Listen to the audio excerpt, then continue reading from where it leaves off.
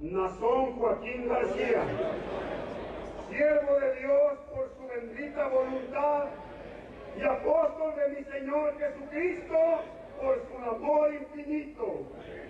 Los Ángeles, California, a 1 de agosto del 2022.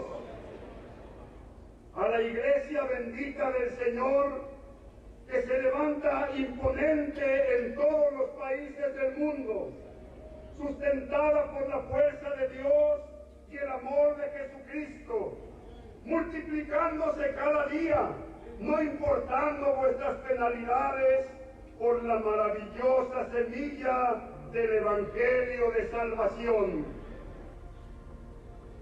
La paz bendita de Dios y la gracia y misericordia del Señor Jesús habiten en cada uno de vuestros fieles corazones.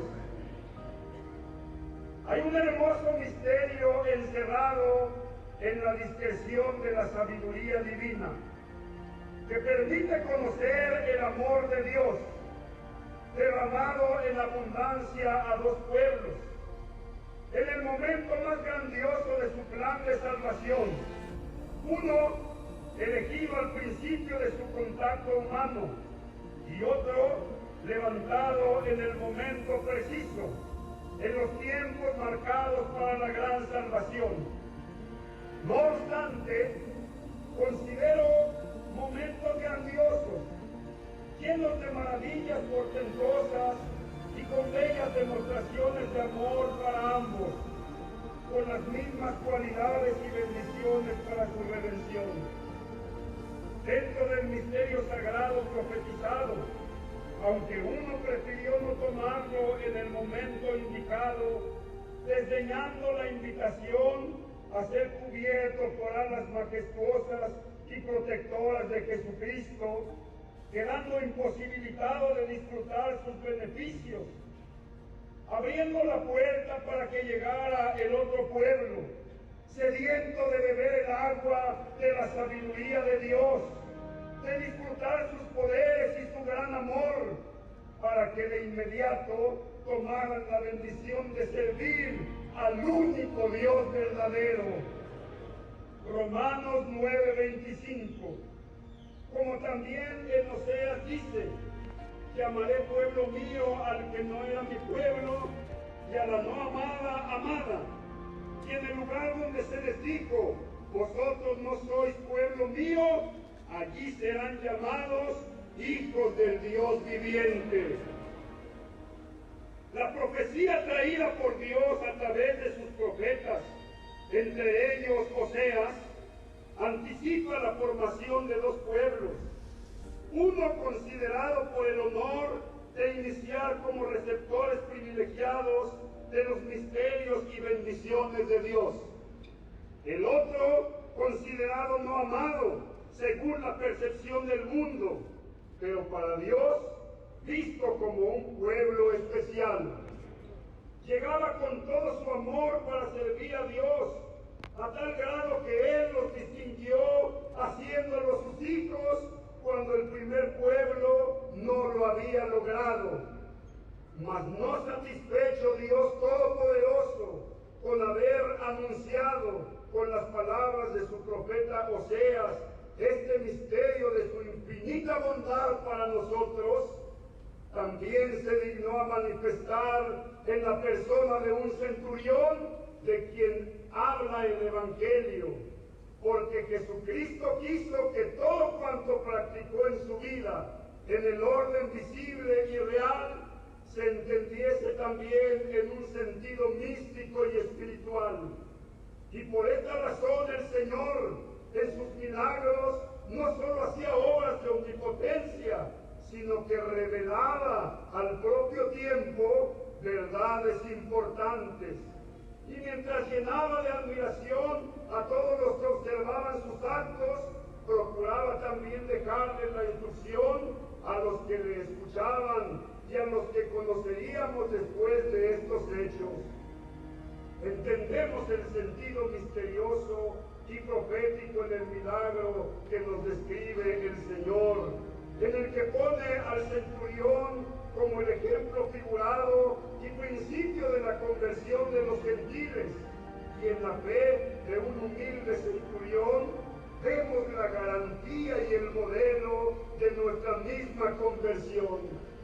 Mil veces dichosos nosotros, si imitando sus sentimientos y sus obras, podemos alcanzar también su misma recompensa y reconocimiento. Lucas 7:1. Después que hubo terminado todas sus palabras al pueblo que le oía, entró en Capernaum. Y el siervo de un centurión, a quien éste quería mucho, estaba enfermo y a punto de morir. Había predicado el Señor al pueblo en la cima de un monte, y había curado al leproso al pie del mismo monte. Y desde allí dice la Escritura que entró en Capernaum.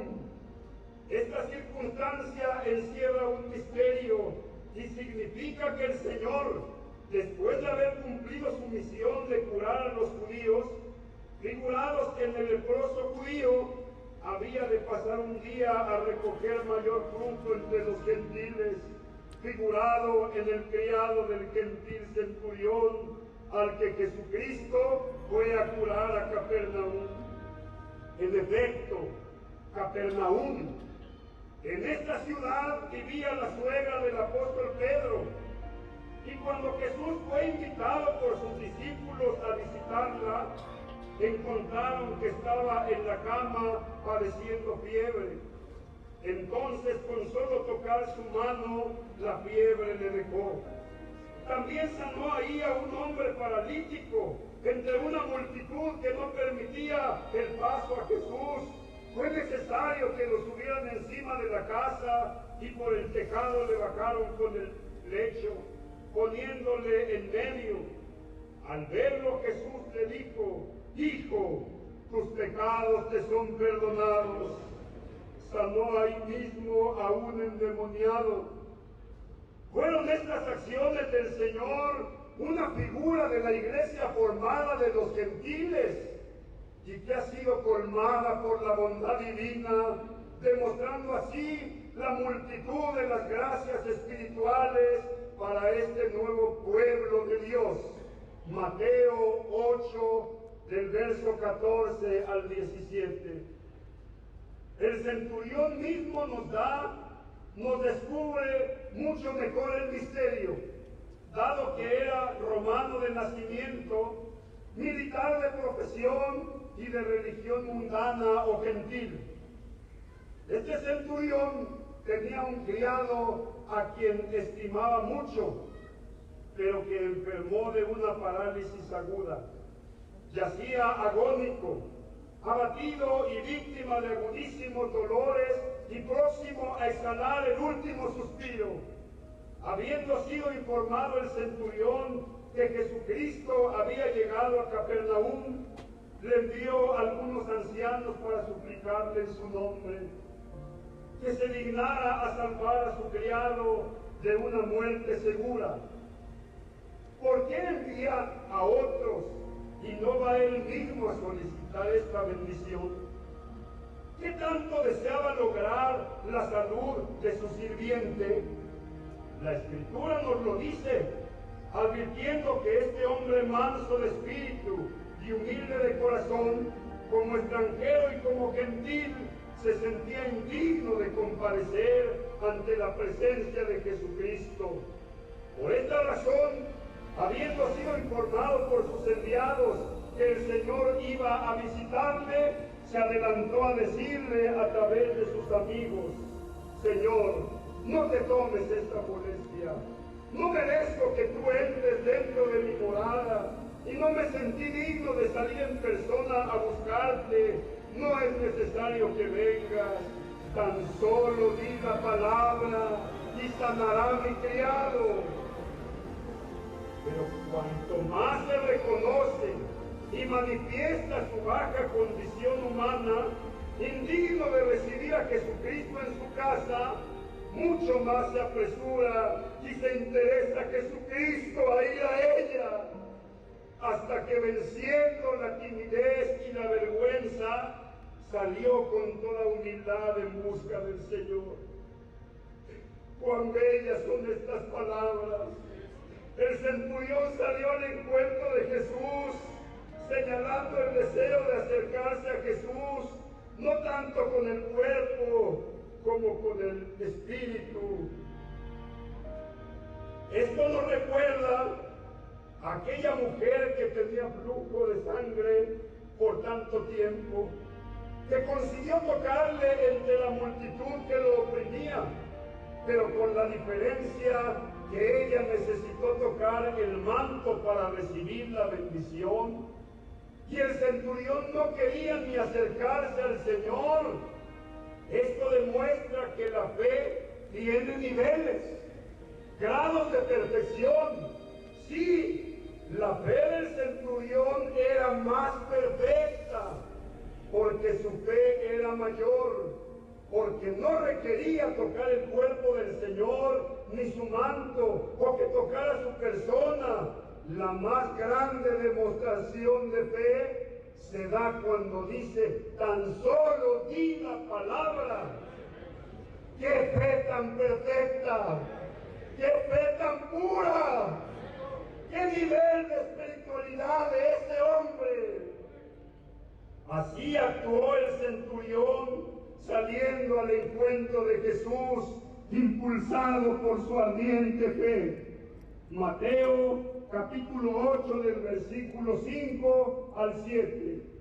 Entrando Jesús en Capernaum, vino a él un centurión rogándole y diciendo, Señor, mi criado está postrado en casa, paralítico, gravemente atormentado.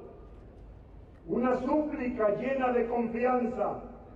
El centurión no ruega que Jesús cure a su siervo, se limita a manifestarle la miseria y la enfermedad que está viviendo, y con respecto al remedio se remite a la bondad del corazón amoroso del Señor, manifestando así que sabía que se apiadaría de él, y tan pronto para socorrer, por cuanto era sabio para comprender y poderoso para obrar maravillas. Consideremos las palabras del centurión. Mi criado está postrado en casa, paralítico, gravemente atormentado.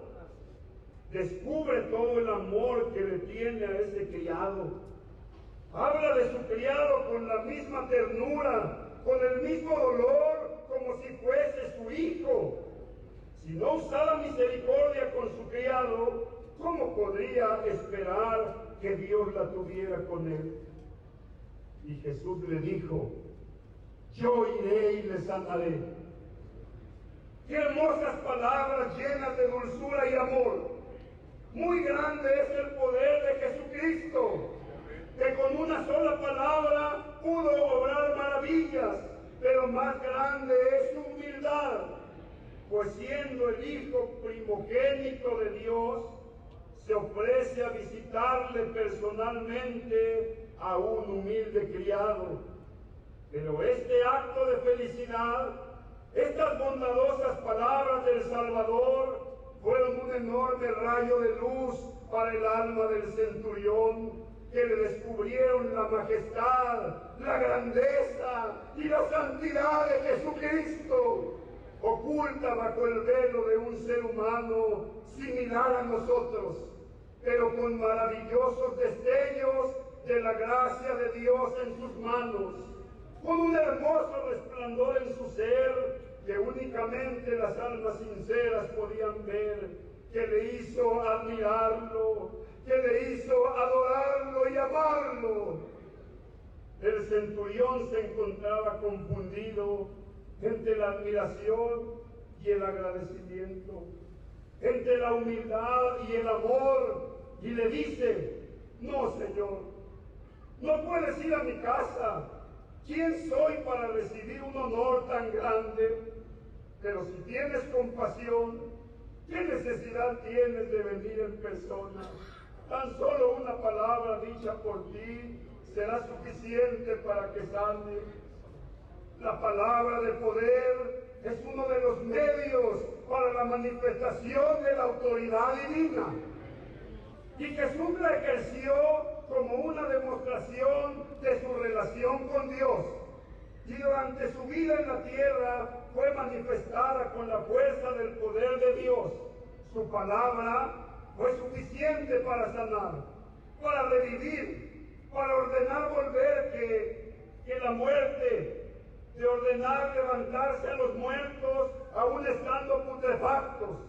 Deshechos sus órganos internos se restablecían, pero lo más importante, con esa sola palabra, con su orden, las almas que habían abandonado los cuerpos y se encontraban en otros sitios, regresaban para dar vida a sus cuerpos. ¡Qué palabra tan poderosa! Que tiene efectos no solo en la materia, también es poderosa en el mundo espiritual. Por ello su palabra todo lo puede, todo lo logra, todo lo realiza. Y nada se puede sustraer de su mandato, cumpliéndose en su persona que lo que ataba en la tierra se ataba en los cielos, pero también lo que ordenaba en los cielos se acataba por la orden de su Padre. Ese Dios todopoderoso había dado todo su poder en su favor. Y esa era la palabra de autoridad que llevaba con orgullo. Eso lo comprendió muy bien el centurión y expresó con gran sabiduría las frases más hermosas, reconociendo su poder. ¡Qué palabras tan llenas de fe, de reconocimiento, de aceptación a su ungimiento, de saberlo poseedor del poder de Dios! Pensaba que entrar en su casa era vergüenza a su santidad. Consideraba su puerta y sus pisos indignos de recibir al Hijo de Dios. Seguramente también nosotros habríamos pensado lo mismo. ¿Quién es digno de recibir al Hijo de Dios en su casa? Las palabras del centurión son misteriosas y elocuentes, pero no son efecto del raciocinio humano, sino de la iluminación divina. El centurión creyó y lo confesó al instante que lo conoció. Y con tal prontitud de aprobación, con tal prontitud de convencimiento, con tal firmeza de voluntad, con tal humildad de espíritu y con tal fervor espiritual, que el mismo Jesús al oírlo quedó admirado, diciendo al pueblo que lo seguía: de cierto os digo que ni aún en Israel he hallado tanta fe. Mateo 8:10. ¿A qué se refería Jesús? Recordó que la fe de los hijos de Israel fue siempre defectuosa. Marta creía que Jesús podía curar enfermos, mas no podía resucitar muertos. Natanael tuvo dificultad para creer por el origen del Señor. Judas, traidor. Tomás pedía pruebas. El centurión de profesión militar, sin esperar a ver milagros, apenas lo conoce, cree en él. Apenas cree y lo adora. Confiesa ante todos que lo acepta, inmensamente poderoso, inmensamente santo, y que para él era lo más sagrado del mundo. ¡Qué bellos sentimientos! ¡Qué corazón tan noble! Se admiró Jesucristo de la fe del centurión.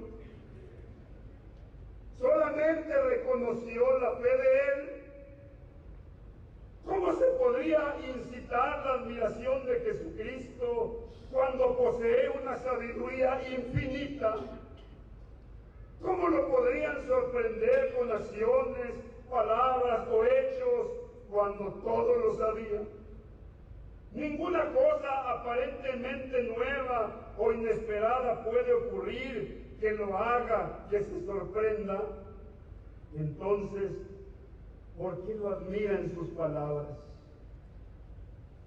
Para enseñarnos a admirar los sentimientos de fe, de esperanza, de reconocimiento a Dios, para imitar esa gloriosa fe, para reconocer y destacar los sentimientos más nobles y valiosos para Dios. ¿Qué admiran más los hombres? El oro, la plata, las piedras preciosas, la riqueza, la opulencia, los honores que despiertan la admiración y la avaricia de los hombres, pero que a los ojos de Dios no son más que vanas sombras y flores marchitas, que no pueden atraer su mirada ni abrir su admiración o complacencia. La fe humilde, por el contrario, Dios la admira, Dios la agradece, se complace en ella, la honra y la recompensa. El Señor quiso darnos esta importante lección y lo deja muy claro cuando dijo: no he hallado hasta ahora una fe tan grande y tan perfecta en Israel. Este centurión representó al pueblo gentil que va en pos del Salvador, con el más bello amor, con el más sincero amor que brota del alma, atraídos por el aroma suave de su hermosa doctrina, de sus promesas divinas, llenas de certeza y autenticidad, de su misericordia y bondad.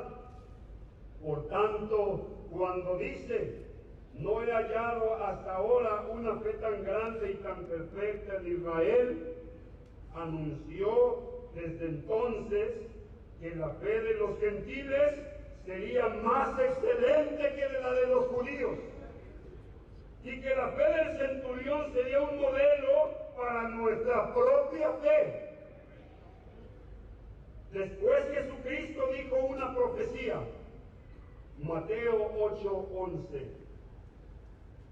y os digo que vendrán muchos del oriente y del occidente, y se sentarán con Abraham, Isaac y Jacob en el reino de los cielos. El pueblo de Israel jamás traspasará sus territorios, sus límites geográficos. Están muy bien señaladas sus fronteras, pero el nuevo pueblo, los gentiles convertidos a la verdad de Jesucristo, no tienen fronteras, no tienen límites, no tienen un solo idioma. La gracia de Jesucristo se desbordó, inundó el mundo, abrió nuevas sendas, abrió los caminos, inundó las ciudades, los montes, llegó a todos los hombres de la tierra. En esta profecía menciona las grandes bendiciones que llegarían para el pueblo gentil, convertido en el pueblo de Dios, quien disfrutaría todas las promesas y las riquezas del Padre Celestial. En cambio, señala que algunos hijos, habiendo sido parte del reino, podrían ser echados fuera a las tinieblas exteriores, donde no se hace otra cosa más que llorar y crujir los dientes. Al centurión le dice: ve, y como creíste, te sea hecho. Y su criado fue sanado en aquella misma hora. Tan pronto como fue dicha la palabra de Jesucristo, al instante, a la distancia, el criado del centurión quedó sano. ¡Qué admirable es la vida del Salvador! ¿Cómo ocurren en ella las maravillas de sus obras, la revelación de sus misterios? Jesús había ofrecido ir en persona a sanar al criado del centurión.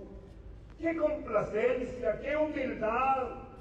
pero para que no se pensara que solamente con su presencia podía realizar sanidades, utilizó su poder de plenitud de autoridad para que pronunciando su palabra, diciendo la palabra, se realizara una obra maravillosa. Al mismo instante del dicho de su poder, en ese instante preciso, fue sanado aquel siervo. ¿Qué importa el tipo de enfermedad? ¿Qué importa si aún ya estaba muerto? Ahí estaba el dueño de la vida y de la muerte. Ahí estaba aquel a quien la misma muerte respetaba. Jesucristo, el poderoso Hijo de Dios, el dueño de las almas.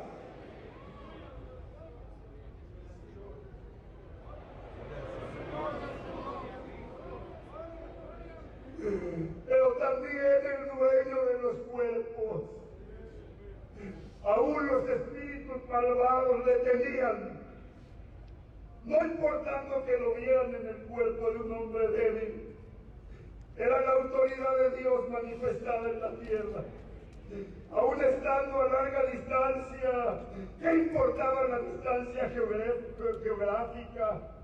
Y con su palabra obró una maravilla al instante. El siervo fue sanado.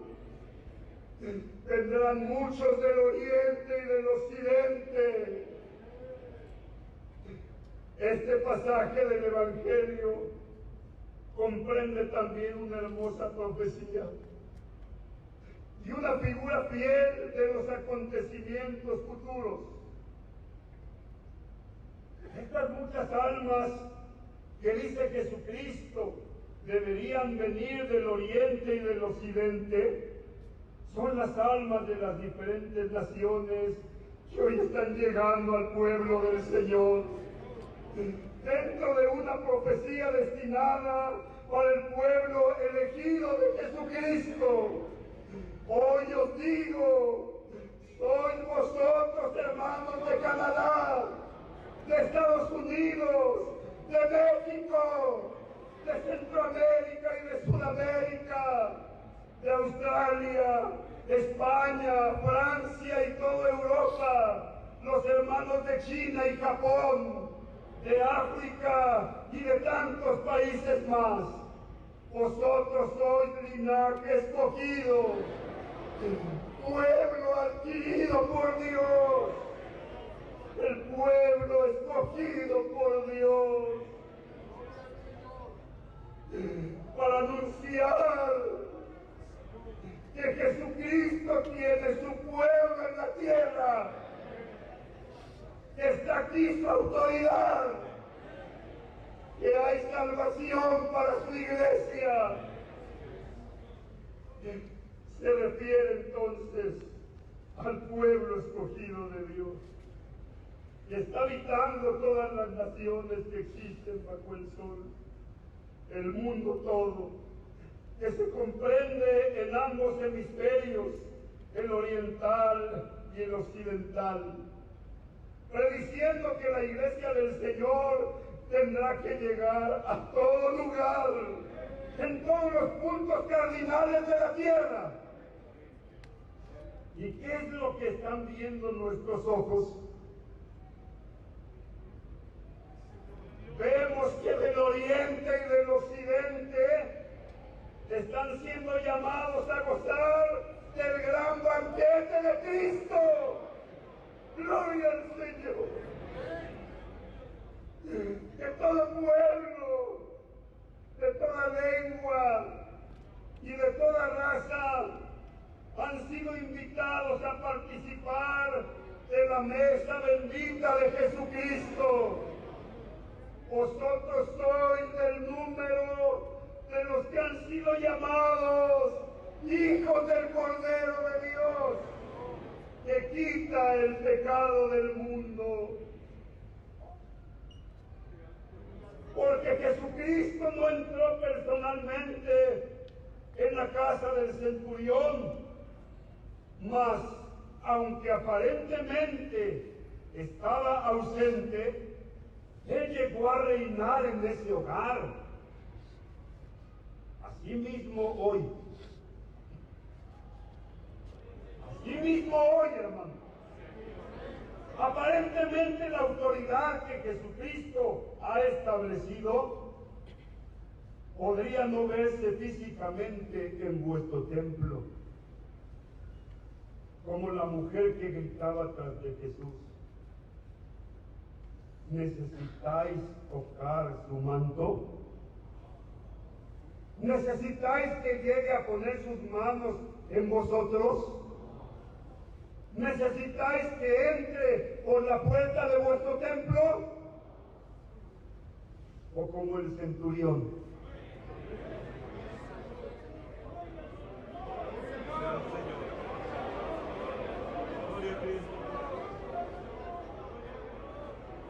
Gloria al Señor. Helo aquí. Os alcanza la fe para que desde donde estoy, al emitir mi palabra, llegue hasta vosotros.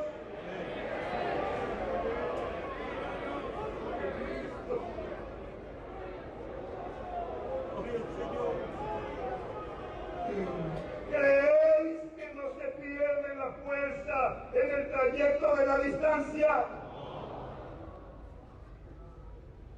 Sí. Llegará la autoridad. Llegará a la voluntad divina. Llegará el poder de Dios. Y sanará todo mal. Y corregirá toda enfermedad, todo dolor, y vendrá la felicidad al hogar, y habrá bendición en abundancia para las almas. Cristo y la autoridad que en mí ha depositado habrán de manifestarse. No es vuestra humilde o elegante casa que habitáis. Tampoco es vuestro templo grande o pequeño. Es en vuestro corazón. Es en vuestra alma. Ahí es donde vendremos y haremos permanente morada. Nosotros, los que profesamos la verdadera fe, somos los verdaderos hijos del reino. Y cada día y cada hora están llegando en todo el mundo, del oriente y el occidente, las almas que han de ser salvas. Porque los misioneros que a costa de tantos afanes y de tantas fatigas van derramando la luz del Evangelio en medio de las naciones que habitan en tinieblas de profunda oscuridad y muerte, esa luz verdadera que ha tomado de mis labios para llevarla lejos y cerca de las almas, hará convertir a los hombres en seres celestiales, en ángeles de la tierra y en hijos de Dios en los cielos. Así es como yo veo a muchos de mis hermanos santos, esforzados y fieles, que trabajan por su salvación con ahínco y con amor todos los días, limpiándose de la inmundicia y la maldad, alcanzando cada día la medida de la plenitud de Cristo Jesús. Dios fue benévolo con Israel, le dio la oportunidad de ser un pueblo elegido, libertado para la esclavitud, cuidado y protegido. ¿Y eso fue todo lo que Dios hizo con ellos? No, mucho más. Esto solo fue un preludio de amor y predilección. Les dio leyes justas y sabias, los instruyó en el conocimiento del verdadero y único Dios, se presentaba frecuentemente constantemente entre ellos. Les dio el templo más suntuoso e imponente que jamás hubo en la tierra. Profetas que les anunciaban las verdades y la voluntad de Dios. ¿Qué más les dio? Les hizo promesas de una eterna alianza, un pacto sempiterno.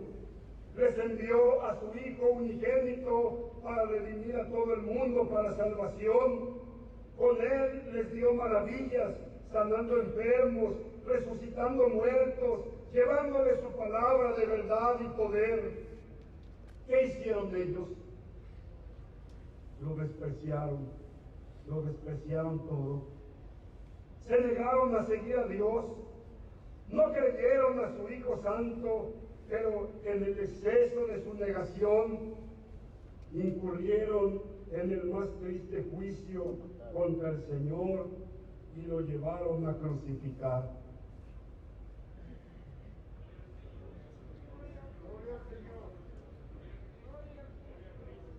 Es una historia triste para todos los que amamos a Jesucristo, a sus planes divinos, los que nos sentimos identificados con la fe de Abraham, con el pueblo elegido de Dios, y entonces llega una pregunta a nuestras mentes. ¿Han tropezado los de Israel para que cayesen? En ninguna manera, dice el apóstol Pablo. Pero si transgredieron, violaron y desobedecieron las órdenes de Dios, ¿y qué decidió Dios en ese momento? Desgajar algunas ramas. Pues si algunas de las ramas fueron desgajadas, y tú, siendo olivo silvestre, has sido injertado en lugar de ellas y has sido participante de la raíz y de la rica savia del olivo, entonces fuimos injertados en el árbol en lugar de ellas, no convirtiéndonos en judíos, no, como gentiles, como un pueblo nuevo, diferente, pero llamados directamente por Dios. Romanos capítulo 11, versículo 1. Nosotros fuimos injertados en el árbol judío, fuimos injertados en el árbol de Dios. No estamos usurpando la bendición de Israel. Dios predestinó una bendición exclusiva para el pueblo gentil, con mayor gloria y con mayores y mejores promesas. Era para Israel, pero no la aceptaron. Y si la hubieran aceptado, estaría cerrada la puerta para los gentiles. Esa es la profunda sabiduría de Dios, profunda e inescrutable, pero revelada para sus siervos. Entonces nosotros nos unimos al pueblo de Israel. No, somos un pueblo nuevo, pueblo de Dios, elegido por Dios. Ya no hay judío ni griego, no hay esclavo ni libre, no hay varón ni mujer, porque todos vosotros sois uno en Cristo Jesús. Efesios 2:14. Porque Él es nuestra paz, que de ambos pueblos hizo uno, derribando la pared intermedia de separación. En la iglesia primitiva, los hermanos que en su mayoría eran judíos y que habían aceptado a Jesucristo, se unieron en un solo pueblo a los gentiles llamados para salvación, derribando la pared de separación con motivo a la raza. Y entonces dejaron de pertenecer a naciones para constituir un nuevo pueblo llamado Iglesia del Dios vivo, columna y apoyo de la verdad. Hoy formamos la Iglesia de Jesucristo, que es la esposa del Cordero, el cuerpo de Cristo. Ya somos más que un pueblo, somos la iglesia de Dios. ¿Cómo nos integra el Señor a este pueblo elegido de Dios? Esto no se da a través de nacer físicamente en un territorio, con una bandera específica y limitada por fronteras. No. No es a través de un acta de nacimiento escrita y sellada por hombres.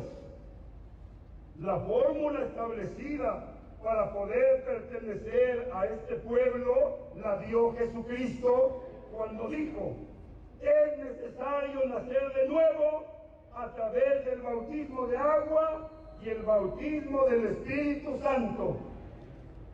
Así nos integramos al pueblo escogido de Dios. Una acta sellada y firmada por la máxima autoridad, Dios y Jesucristo. Los integrantes del pueblo de Israel, al nacer, ¿son ya guardados para salvación? No. Ahora su acta de nacimiento no es suficiente. Su relación con las tribus tampoco les da garantías. Entonces, ¿qué deben hacer? Deben asumir la fórmula establecida por el Señor.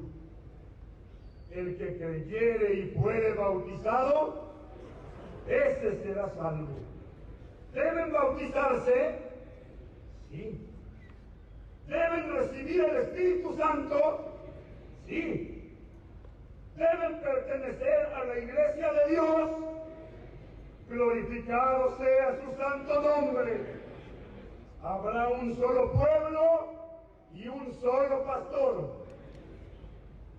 ¿A quién se refiere cuando dice los hijos del reino?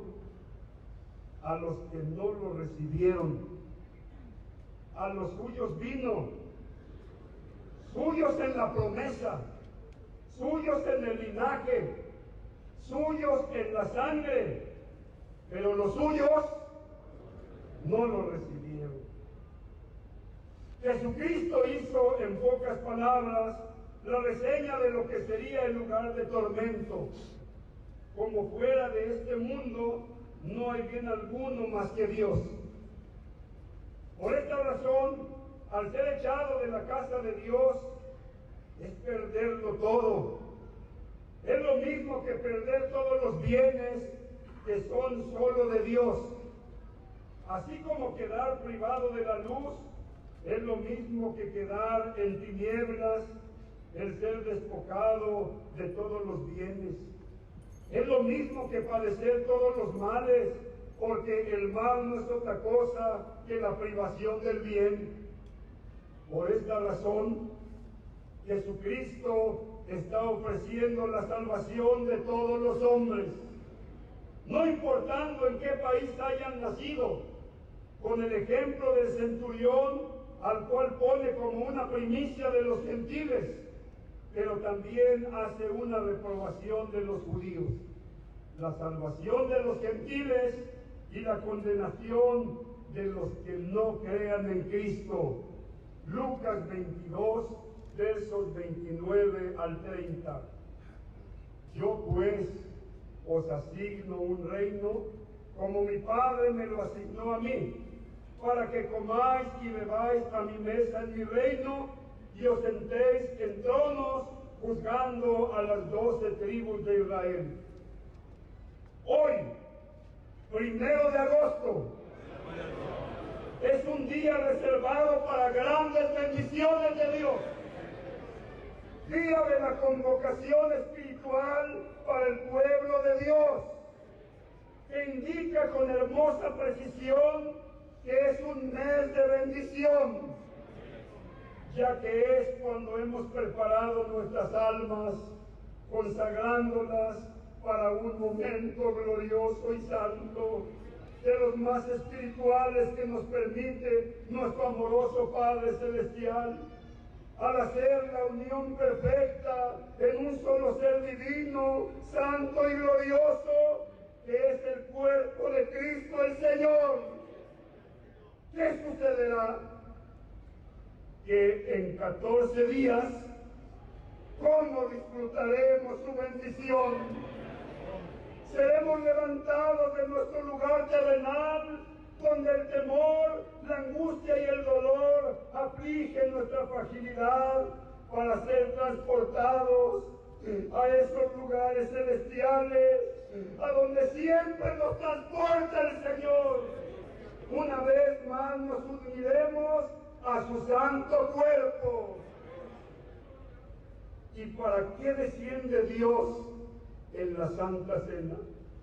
Para darnos su amor, para mostrarnos su poder, para darnos más de su verdad, para llenarnos de su luz admirable, para darnos vida en abundancia, para unirnos a Él, pero a la vez, con su presencia entre su pueblo, confunde al espíritu altivo de los hombres, pero se deja sentir en el corazón humilde y fiel.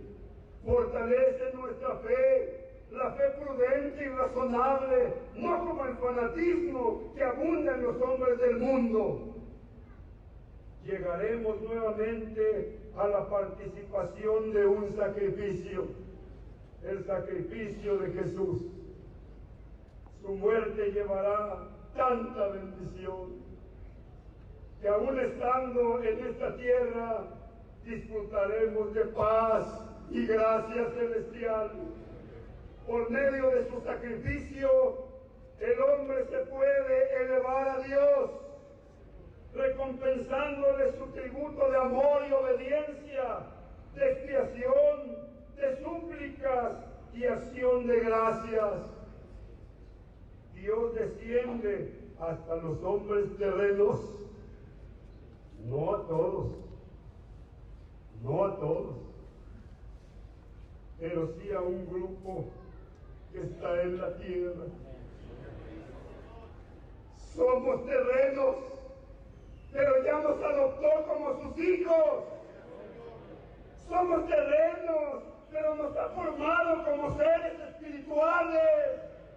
Somos terrenos, pero nos llevará a su reino celestial. Somos terrenos, pero no somos iguales a los hombres mundanos. Este día lo tenemos como un día especial para recibir del Señor su bendición.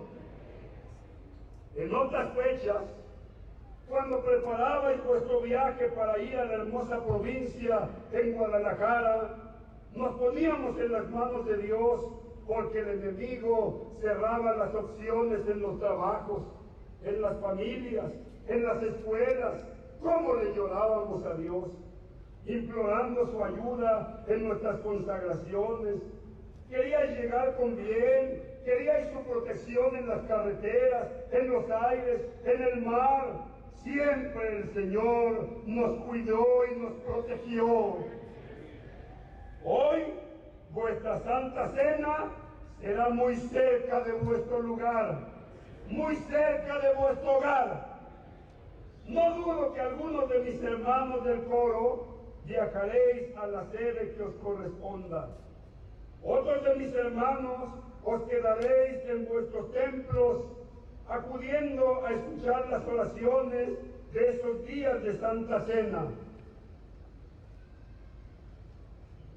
Pero yo sé que debo orar a Dios por vosotros, mi pueblo amado, mi iglesia a la que tanto quiero, por cada uno de vosotros, mis hermanos y hermanas. Voy a buscar el lugar más secreto, en mi pequeña celda. Aquí doblaré mis rodillas, mientras vosotros en el templo también lo hacéis, en la más sincera manifestación de humillación y adoración a la majestad que está en los cielos. Y con el alma expuesta, abriendo nuestro corazón, con la más grande necesidad de clamaré desde lo profundo de mi alma hasta encontrar la respuesta de mi Dios, hasta sentir que su presencia inunde mi alma. Y cuando me estremezca su presencia, con ese perfume delicioso que lo identifica, levantaré mis manos al cielo, mis lágrimas bañarán mi rostro, y las caricias de mi Dios quitarán el dolor de mi alma. Cambiará mi angustia en alegría, mi temor será cambiado por su plena seguridad. La angustia de mi corazón se cambiará en una alegría profunda.